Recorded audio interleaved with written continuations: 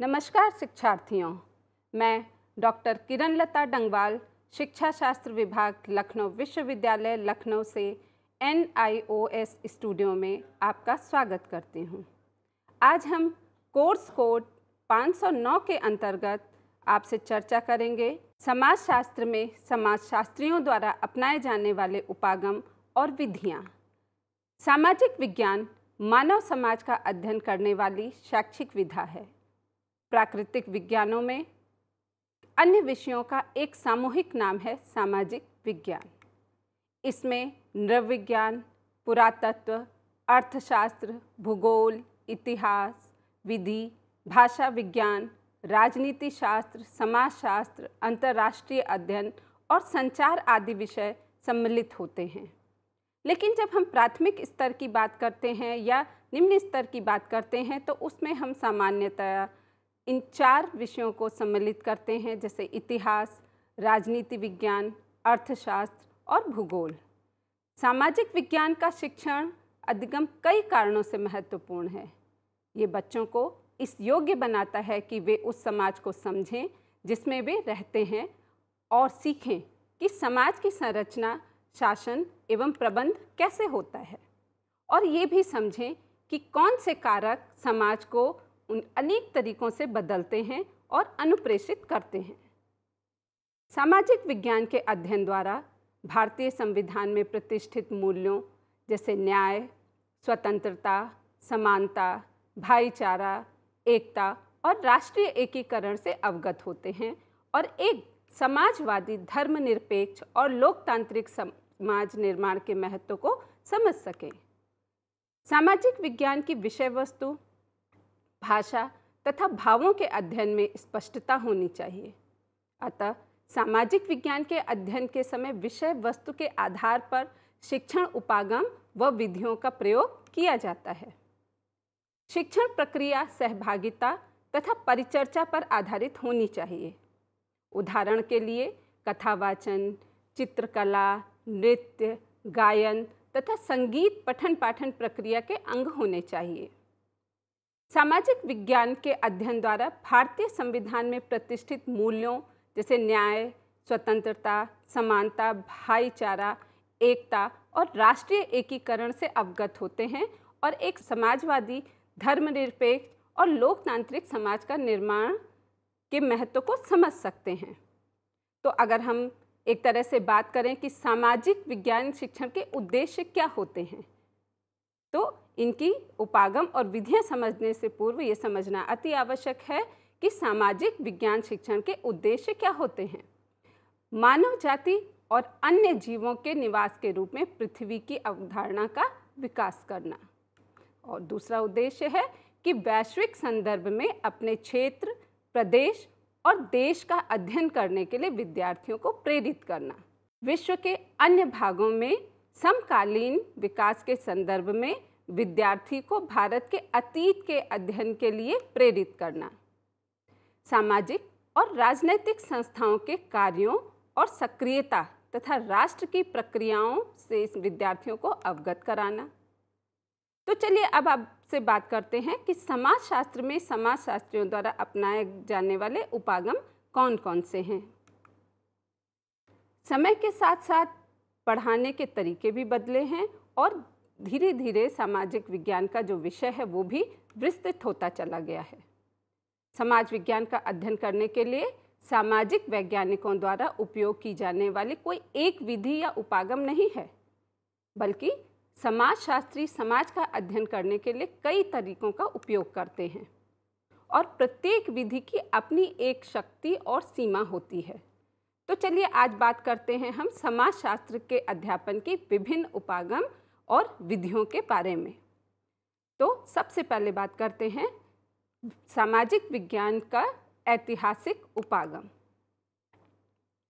ऐतिहासिक पद्धति का अर्थ है समकालीन सामाजिक जीवन की उत्पत्ति या पूर्वजों को खोजने और इस प्रकार अपनी प्रकृति और कार्य को समझने के उद्देश्य से पिछले समाजों की घटनाओं, प्रक्रियाओं और संस्थाओं का अध्ययन। समाज का अध्ययन करने के लिए ऑगस्ट कॉम्टे, हर्बर्ट स्पेंसर और कार्ल मार्क्स जैसे समाजशास्त्रियों ने इस विधि का उपयोग किया। ऐतिहासिक समाजशास्त्र भूत के साथ साथ आधुनिक के अतीत के समाजों की उत्पत्ति का अध्ययन करता है और हमारे वर्तमान जीवन के बारे में स्पष्टीकरण ढूंढता है। इसके बाद तुलनात्मक उपागम। तुलनात्मक उपागम अनावश्यक कारकों को खत्म करने और आवश्यक कारकों तक पहुंचने के लिए सामाजिक घटना पर तार्किक सिद्धांतों का उपयोग करता है। समाजशास्त्र के क्षेत्र में तुलनात्मक उपागम चयन, तुलना की प्रक्रिया से पिछले या वर्तमान समाजों और सामाजिक संस्थानों का अध्ययन करता है। तुलना समकालीन समाजों के बीच की जाती है, जिसमें आम ऐतिहासिक, राजनैतिक और भी अन्य विशेषताएं होती हैं। समाजशास्त्री उन मामलों की जांच करके कारण संबंध स्थापित करते हैं जिनमें दो या दो से अधिक घटनाएं एक साथ उपस्थित या अनुपस्थित होती हैं। इस प्रकार सामाजिक विज्ञान के क्षेत्र में तुलनात्मक विधि से पता चलता है कि कुछ सामाजिक घटनाएं अक्सर एक दूसरे के साथ कैसे जुड़ी होती हैं। डर्कहैम, मैक्स वेबर और कई अन्य समाजशास्त्रियों ने सामाजिक घटना का अध्ययन करने के लिए अक्सर इस उपागम का उपयोग किया। अब बात करते हैं कार्यात्मक उपागम की। कार्यात्मकवादी उपागम विकासवादी पद्धति के विरुद्ध प्रतिक्रिया का परिणाम है। यह दृष्टिकोण या उपागम इस धारणा पर आधारित है कि एक प्रणाली कई घटकों पर आधारित होती है और प्रक्रिया का प्रत्येक भाग प्रणाली के अन्य हिस्सों से संबंधित है और प्रणाली के एक हिस्से के कार्य को प्रणाली के अन्य हिस्सों के कार्यों के संबंध में समझा जाता है। इसी तरह समाज एक प्रणाली है तो इसके घटक या कई अन्य भाग होते हैं, जैसे धर्म, अर्थव्यवस्था, राजनीति आदि। जब कोई समाज को कार्यवादी दृष्टिकोण से पढ़ता है तो उसे समाज के कुछ हिस्सों के सापेक्ष कार्यों के संबंध में समाज को समझना पड़ता है, जैसे धर्म, अर्थव्यवस्था, राजनीति आदि। ऑगस्ट काम्टे और हर्बर्ट स्पेंसर ने सामाजिक प्रकार्य के आधार पर समाज के अध्ययन की नींव रखी। सामाजिक घटना का अध्ययन करने में इस विधि का उपयोग करने में डर्कहैम सर्वोपरि थे। रेडक्लिफ, ब्राउन और मलिनोवस्की जैसे समाजशास्त्रियों ने सामाजिक घटना का अध्ययन करने में इस दृष्टिकोण की सबसे अधिक प्रशंसा भी की। इसके पश्चात आता है सांख्यिकी उपागम। सांख्यिकी उपागम यानी 17वीं शताब्दी से सामाजिक दृष्टिकोण के अध्ययन में सांख्यिकी उपागम का उपयोग किया गया और इस उपागम का उपयोग मात्रात्मक और उद्देश्यपूर्ण तरीकों से सामाजिक घटनाओं का अध्ययन करने के लिए किया जाता है, जैसे कि जन्म और मृत्यु, तलाक, अपराध, प्रवासन, आर्थिक स्थिति, जनमत इत्यादि से संबंधित सामाजिक मुद्दों को इस दृष्टिकोण के माध्यम से अच्छी तरह से अध्ययन किया जा सकता है।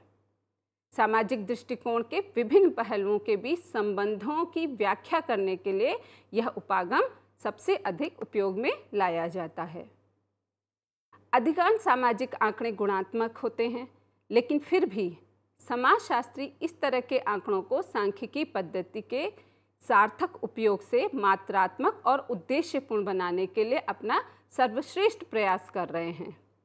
गिडिंग्स और अन्य कई समाजशास्त्रियों ने सामाजिक शोध करने में इस दृष्टिकोण के उपयोग पर बल दिया है।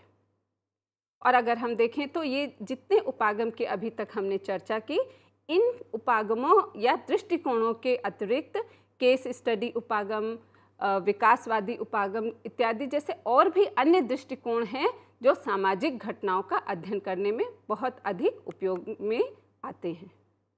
अभी तक हमने उपागम की चर्चा की। अब बात करते हैं कि सामाजिक विज्ञान की शिक्षण विधियां कौन कौन सी होती हैं। सामाजिक विज्ञान में ज्ञान और कौशल का अर्जन परस्पर संवाद में होता है। सामाजिक विज्ञान में कक्षा, पाठ्य पुस्तकों की विषय वस्तु, दैनिक जीवन के अनुभवों के मध्य तालमेल स्थापित करने का प्रयास किया जाता है। और जब हम सामाजिक विज्ञान की शिक्षण विधियों की बात करते हैं तो इसमें दो तरह की शिक्षण विधियां होती हैं। पहली होती है शिक्षक केंद्रित सामाजिक विज्ञान की शिक्षण विधियां और दूसरी विद्यार्थी केंद्रित सामाजिक शिक्षण की विधियां।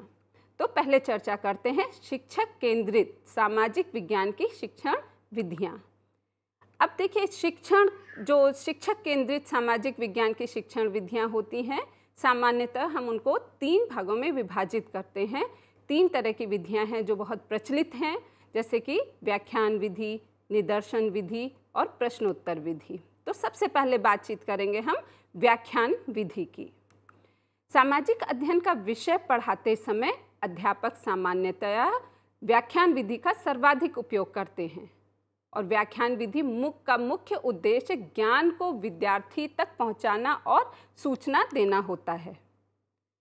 इस विधि में अध्यापक उचित स्वर व गति में पाठ्य वस्तु को मौखिक कथनों के माध्यम से व्यक्त करते हैं और विद्यार्थी उनको ध्यानपूर्वक सुनते हैं और बीच बीच में अध्यापक विद्यार्थियों का ध्यान केंद्रित करने के लिए प्रश्न भी करता है। व्याख्यान विधि समस्त शिक्षण विधियों में सबसे पुरानी, सबसे प्राचीन और सरल विधि है और यह विधि प्राचीन काल में गुरुकुल से लेकर वर्तमान समय तक में सर्वाधिक प्रयोग में लाई जाती है। व्याख्यान को सुनकर ही छात्र सामाजिक अध्ययन के विभिन्न विषयों की ओर आकृष्ट होते हैं तथा सूचना के विभिन्न अंशों को मिलाकर उन्हें समन्वित रूप से प्रस्तुत करने के लिए अध्यापक व्याख्यान का प्रयोग करते हैं। और जब हम व्याख्यान विधि की बात करते हैं तो इसके 2 भाग होते हैं, एक होता है नियोजन और दूसरा प्रस्तुति। जब हम नियोजन की बात करते हैं तो नियोजन यानी कि उसकी व्याख्यान को कक्षा में प्रस्तुत करने से पूर्व जो भी हम एक प्लानिंग करते हैं वो नियोजन के अंतर्गत आता है और दूसरा भाग है प्रस्तुति। अब जैसा कि हम चित्र में देख सकते हैं कि जब हम प्रस्तुति करते हैं तो प्रस्तुति को भी हम 3 भागों में 3 हिस्सों में विभाजित करते हैं। पहला होता है प्रस्तावना, फिर उस विषय वस्तु का व्याख्यान के द्वारा विकास करना और तीसरा समाहार यानी उसका एक सारांश रूप में प्रस्तुत करना। इसके पश्चात जो एक बहुत प्रचलित विधि है शिक्षक केंद्रित, वो है निदर्शन विधि। निदर्शन में किसी भी कार्य विषय से संबंधित कौशलों को चित्रित करने की कला या दिखाने या प्रदर्शित करने की क्रिया या भाव का ये दूसरा नाम है। निदर्शन की तकनीक का प्रयोग कर प्रस्तुतिकरण, विश्लेषण और संश्लेषण किया जाता है। कभी कभी विचारों, अभिवृत्तियों, प्रक्रम और इंद्रिय ग्रह जो मूर्त स्वरूप का भी सचेतन रूप से निर्देशन किया जाता है और ऐसा करते समय छात्र की भूमिका सूचना और कौशलों के प्रेक्षक की होती है। विद्यालयों में अध्यापक सामाजिक अध्ययन का विषय पढ़ाते समय इस तकनीक का विशेष रूप से प्रयोग तभी करते हैं जब वह कौशलों के विकास से संबंधित कोई बात करना चाहते हैं। उदाहरण स्वरूप उन्हें भूगोल पढ़ाते समय जैसे मानचित्र को कैसे खींचा जाए, या इसके विषय में बात करनी है कि इतिहास में कि किसी राजा के साम्राज्य को अगर उन्हें मानचित्र पर चित्रित करना है तो उसका चित्रण कैसे किया जाए, तो ये सबसे अच्छा निदर्शन विधि के द्वारा प्रस्तुत किया जा सकता है। तो इस प्रकार के कई और उदाहरण हैं जो कि सामाजिक विज्ञान के विषयों को पढ़ाते समय इस विधि का बहुत अच्छा प्रयोग किया जा सकता है। इसके पश्चात शिक्षक केंद्रित जो विधि की हम बात करेंगे वो है प्रश्नोत्तर विधि। प्रश्न और या प्रश्नोत्तर हम कह लें तो ये एक युक्ति है, फिर भी सुकरात ने प्रश्नोत्तर को एक विधि के रूप में प्रयोग करके इसे अधिक महत्व प्रदान किया। इसी वजह से इसको सुकराती विधि भी कहते हैं। इसमें प्रश्नकर्ता से ही प्रश्न किए जाते हैं और उसके उत्तरों के आधार पर उसी से प्रश्न करते करते अपेक्षित उत्तर को निकलवाया जाता है। तो अभी तक हमने चर्चा की कि शिक्षक केंद्रित सामाजिक विज्ञान की कौन कौन सी शिक्षण विधियां हैं।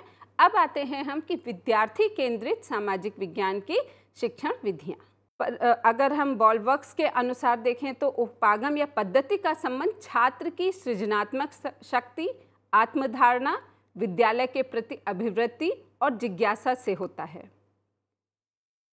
इसमें शैक्षणिक पर्यावरण की सृष्टि का श्रेय शिक्षार्थियों को होता है तथा इसमें अध्यापक का हस्तक्षेप कम से कम रहता है।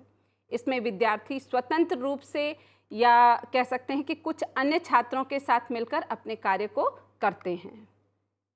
इसमें विद्यार्थी की भूमिका अधिक महत्वपूर्ण मानी जाती है, लेकिन फिर भी इनमें शैक्षणिक क्रियाओं की योजना और रचना का कार्य जो करता है वो अध्यापक करता है। तो अब अगर हम विभाजित करें कि जो विद्यार्थी केंद्रित सामाजिक विज्ञान की शिक्षण विधियां हैं वो दो तरह की होती हैं। एक होती है व्यक्तिमूलक, जिसको कि हम इंडिविजुअलिस्टिक भी कह सकते हैं कि व्यक्तिमूलक शिक्षण, और दूसरा समूहोन्मुखी शिक्षण। तो पहले बात करते हैं कि विद्यार्थी केंद्रित सामाजिक विज्ञान की जो शिक्षण विधियां हैं उसमें व्यक्तिमूलक शिक्षण विधियां कौन सी होती हैं। जब हम व्यक्तिगत शिक्षण से अभिप्राय की बात करते हैं तो ये उस अधिगम प्रक्रम से इसका अर्थ होता है जिसमें शिक्षार्थी अपनी आयु, अभिक्षमता, रुचि और योग्यता के अनुसार सीखता है। अब देखिए कि व्यक्तिमूलक जो शिक्षण विधियां होती हैं वो कौन कौन सी होती हैं, जैसे योजना विधि, कंप्यूटर चालित विधि, परियोजना विधि और दत्त कार्य। तो सबसे पहले बात करेंगे कि योजना विधि। योजना शिक्षा पद्धति में इस बात पर बल दिया जाता है कि व्यवहार का अधिगम तभी संभव है जब उसको तत्काल पुनर्बलन दिया जाए।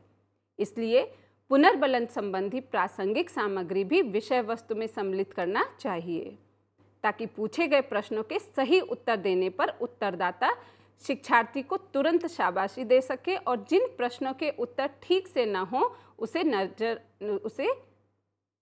नज़रअंदाज किया जा सके।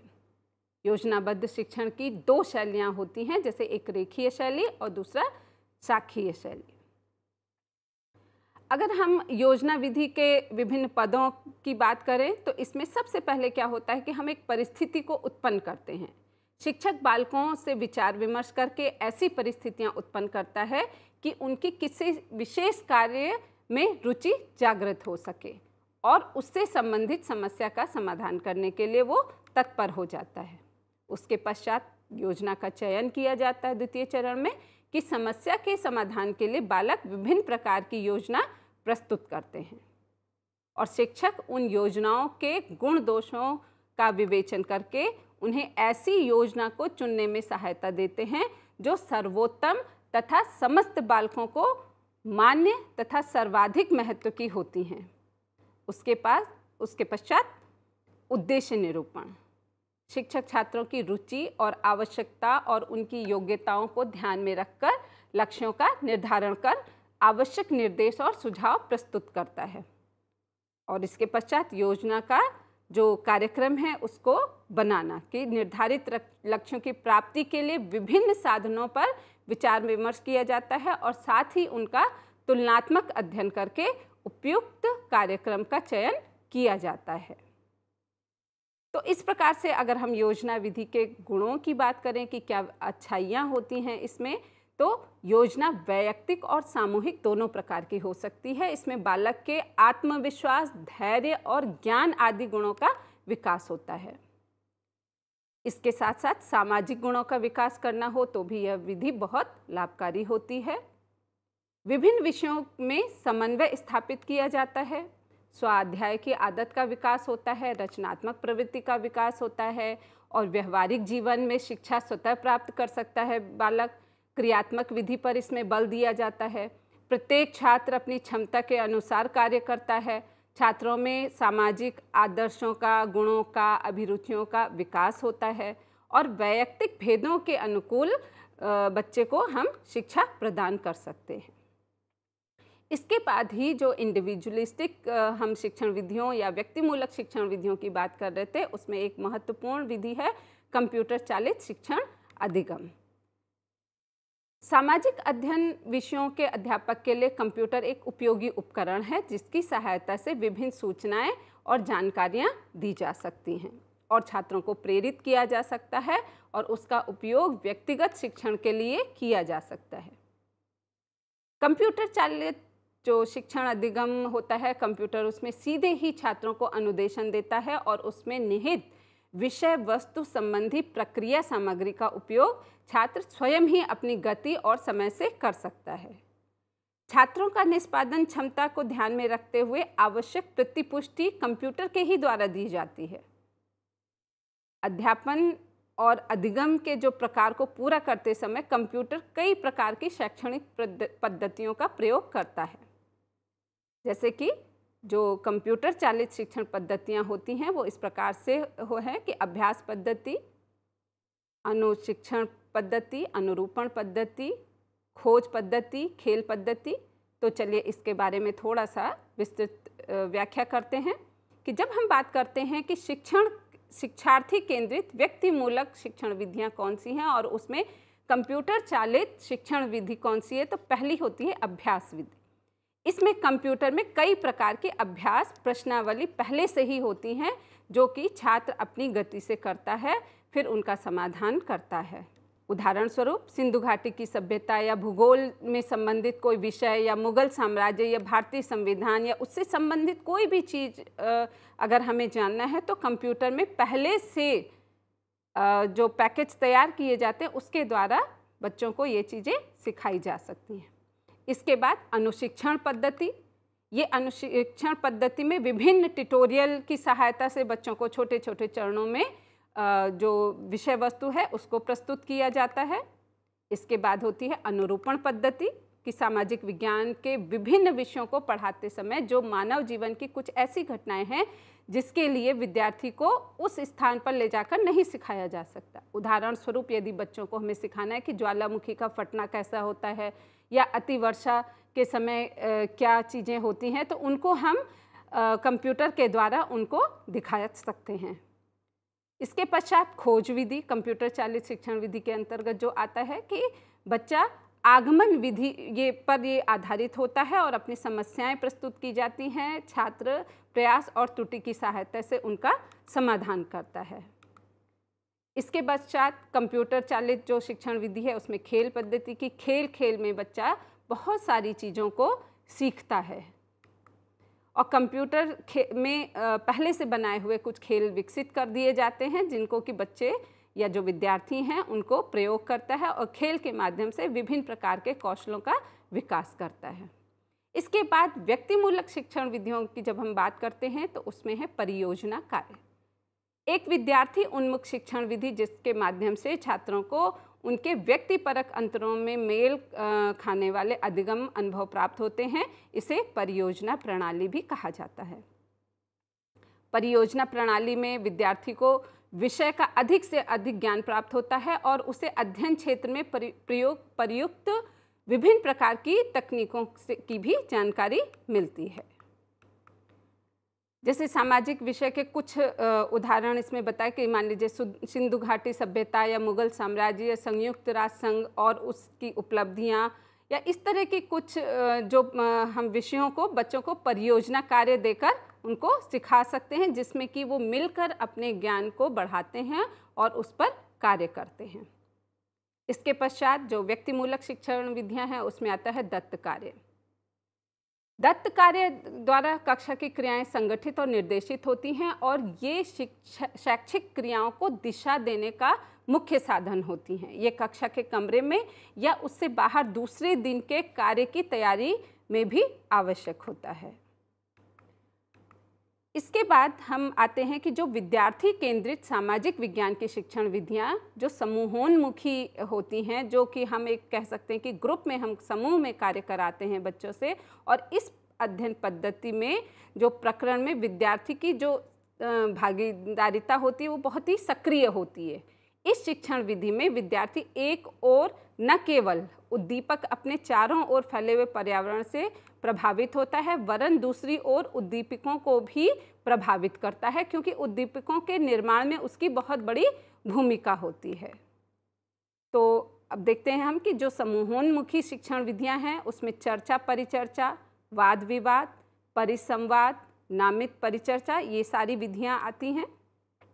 तो सबसे पहले बात करते हैं चर्चा परिचर्चा की, कि जो चर्चा परिचर्चा समूह आधारित शिक्षण विधि होती है, अर्थात आपस में विचारों का आदान प्रदान करना और एक प्रकार का सामूहिक बौद्धिक कार्य होता है। जो ये मानकर चलता है कि एक व्यक्ति विशेष की तुलना में कई लोगों से प्राप्त जानकारियाँ, विचारों और भावनाओं का संग्रह अधिक उपयोगी और लाभप्रद होता है। इसके बाद जो समूहोन्मुखी शिक्षण विधि है वो है वाद विवाद। वाद विवाद ये एक ऐसी शिक्षण विधि है जिसके द्वारा विद्यार्थियों में तर्क शक्ति बढ़ती है और कथन की पुष्टि में जो प्रमाण दिए जाते हैं उन्हें तर्क की कसौटी पर कसने का कौशल प्राप्त होता है। उदाहरण के लिए सामाजिक अध्ययन से संबंधित कुछ विषय ऐसे हैं जिनको कि वाद विवाद प्रतियोगिताएं करवाकर विषय को बहुत अच्छी तरह से समझाया जा सकता है, जैसे संसदीय शासन प्रणाली या ब्रिटिश शासन प्रणाली, वरदान थी कि अभिशाप थी, या पूंजीवादी अर्थव्यवस्था। इस तरह के विषयों को लेकर हम वाद विवाद कराकर बच्चों को ज्ञान प्रदान कर सकते हैं। इसके पश्चात समूहोन्मुखी शिक्षण विधियों के अंतर्गत आता है परिसंवाद, यानी सामाजिक विज्ञान के विभिन्न प्रकरणों का अध्ययन करते समय इस विधि का बहुत उपयोग किया जाता है। जैसे कि उदाहरण स्वरूप हम कह सकते हैं कि महावीर जैन और उनके विचार, भारत में सहकारिता आंदोलन, इस तरह के कुछ विषयों को लेकर बहुत अच्छे से इस विधि का प्रयोग किया जा सकता है। इसके बाद समूहोन्मुखी शिक्षण विधियों में आता है विचारावेश। ये विद्यार्थियों की सृजनात्मक योग्यताओं के विकास में बहुत उपयोगी होती है। अध्यापक जिस प्रकार का समाधान विद्यार्थियों के समक्ष प्रस्तुत करना चाहता है वह उसी प्रकार की समस्या विद्यार्थियों के सामने प्रस्तुत करता है। उदाहरण स्वरूप रेडियो पर यदि कोई विषय विद्यार्थी सुनते हैं तो उनको समय बता दिया जाता है कि आप रेडियो पे इस कार्यक्रम को सुनिए और उसके पश्चात जब दूसरे दिन कक्षा में आएंगे तो उस पर एक व्याख्या करेंगे, उस पर बातचीत करेंगे। इस प्रकार से एक विषय को लेकर पूरे कक्षा को उस विषय पर एक अच्छा ज्ञान प्रदान किया जा सकता है। इसके अतिरिक्त कुछ और भी विधियां होती हैं जो कि बहुत ही महत्वपूर्ण है सामाजिक विज्ञान के अध्यापन के लिए, जैसे क्षेत्र कार्य हो गया कि सामाजिक अध्ययन के शिक्षण में क्षेत्र कार्य का एक महत्वपूर्ण पद्धति है जो कि वास्तविक जगत में ले जाकर विद्यार्थियों को हम ज्ञान इसके द्वारा देते हैं। इसके बाद कहानी विधि, जैसे इतिहास के कुछ बहुत अच्छे विषयों को समझाने के लिए इस विधि का प्रयोग किया जाता है, क्योंकि छोटे बच्चे जो होते हैं कहानी सुनने के लिए लालायित रहते हैं। तो किसी भी विधि को और अच्छा या किसी विषय को बहुत ही रोचक बनाना है तो इस विधि का प्रयोग किया जाना चाहिए। इसके अतिरिक्त सामाजिक विज्ञान में अभिनय विधि जो कि बहुत महत्वपूर्ण होती है कि हमें अगर बच्चों को छोटा सा कोई दृश्य समझाना है, दिखाना है कि मान लीजिए गांव में पंचायत का क्या दृश्य होता है, तो कुछ बच्चों से उसका अभिनय करवाकर हम उस विषय का ज्ञान दे सकते हैं। सामाजिक अध्ययन के अध्यापन में जो अभिनय विधि है प्राथमिक स्तर पर बहुत ही उपयोगी होती है, बहुत ही अच्छी होती है। इस प्रकार से जो संवाद लिखे जाते हैं तो बच्चे लिखना भी सीखते हैं और उस विषय को बहुत अच्छे से ग्राह्य भी बना सकते हैं। इसके पश्चात एक इकाई विधि, ये एक निर्देशात्मक युक्ति होती है जो छात्रों को संवेद रूप से ज्ञान प्रदान करती है। तो इस तरह से आपने देखा कि हमने आज सामाजिक विज्ञान के जो विभिन्न उपागम हैं, जो शिक्षण विधियां हैं, उनको कैसे पढ़ा जाए, पढ़ाया जाए, उसके विषय में चर्चा की। धन्यवाद।